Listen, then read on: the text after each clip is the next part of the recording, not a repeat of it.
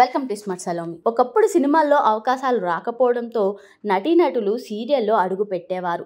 అప్పట్లో వారికిచ్చే పారితోషికం కూడా చాలా తక్కువే ఉండేది. కానీ ఇప్పుడు పరిస్థితులు మారిపోతున్నాయి. సినీ నటులతో సమానంగా క్రేజ్, సంపాదన ఉంటుంది సీరియల్ నటులకి కూడా. తమ టాలెంట్ నిరూపించుకోవాలనే యువత ఇప్పుడు సీరియల్స్లో నటించడానికి ఏమాత్రం వెనకాడటం లేదు.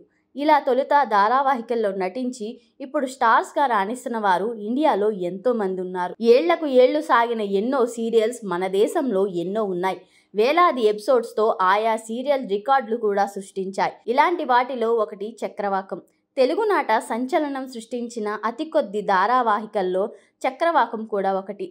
జెమినీ టీవీలో 2003 నవంబర్ 3 నుండి 2008 ఫిబ్రవరి 15 వరకు ప్రసారమైన ఈ సీరియల్ ఎన్నో రికార్డులు నెలకొల్పింది. సోమవారం నుండి శనివారం వరకు రాత్రి 8:30 చక్రవాకం చక్రవాకం అంటూ వచ్చే సాంగ్తో తెలుగు లోగిళ్లు హోరెత్తేవి. కుటుంబ సభ్యులంతా పనులను ముగించుకుని సరిగ్గా 8:30 టీవీల ముందు చేరుకునేవారు. దిగ్గజ రచయిత సులోచన రాణి రచనలో మంజుల నాయుడు దర్శకత్వం వహించిన ఈ సీరియల్లో ప్రీతి అమీన్, ఇంద్రనీల్, సెల్వరాజ్, కౌశల్ మంద, సాగర్, ప్రీతి నిగమం, రమప్రభ, మధుమణి, నరసింహరాజులు తదితరులు కీలక పాత్రలో పోషించారు. వీరంతా తరువాతి కాలంలో సినిమాల్లోనూ నటించి ప్రేక్షకులను అల్లరించారు.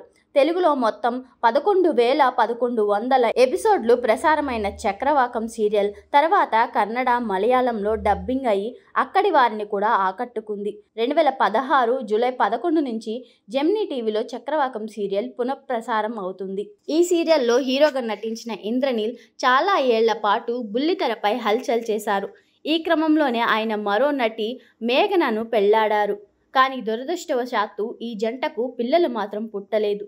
దీంతో కొందరు నెటిజన్లు వీరిని ఆ అంశంపై ట్రోల్ చేస్తూ ఉంటారు.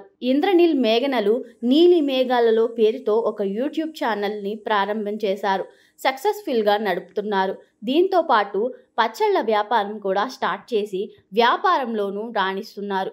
దీంతో చాలా వరకు బుల్లితెరకు దూరమైంది ఈ జంట. మొన్న మధ్య ఇంద్రనీల్ బిగ్ బాస్ 8లో కంటెస్టెంట్గా అడుగు పెడతారని రూమర్స్ చాలా వచ్చాయి. కానీ అవి గాలి వార్తలేనని తేలింది. అయితే ఇంద్రనీల్, మేఘనలు తాజాగా పెను ప్రమాదం నుంచి బయటపడ్డారట. ఈ విషయాన్ని మేఘన స్వయంగా తన యూట్యూబ్ ఛానల్లో పంచుకున్నారు. తన హాల్లో కూర్చున్న సమయంలో వంటగదిలో నుంచి భారీ శబ్దం వినిపించిందని, ఏసీ గాని పేలుందా అని భయంతో ఇల్లంతా పరుగులు తీశానని, అయితే కిచెన్లోకి వెళ్ళి చూడగా గ్యాస్ స్టవ్ పగులుతూ కనిపించిందని మేఘన చెప్పారు. 3 ఏళ్ల క్రితం దానిని తీసుకున్నామని, జరగరానిది జరిగి తన ముఖానికి డ్యామేజ్ అయ్యుంటే నా కెరియర్ పరిస్థితి ఏంటి అని ఆమె ఆవేదన వ్యక్తం చేశారు. దీనిపై తాము ఖచ్చితంగా కోర్టుకెక్కుతామని, ఇకపై స్టీల్ స్టవ్నే వాడతామని, అందరూ జాగ్రత్తగా ఉండాలని మేఘన, ఇంద్రనీల్ సూచించారు. ప్రస్తుతం ఈ వీడియో సోషల్ మీడియాలో వైరల్ అవుతుంది.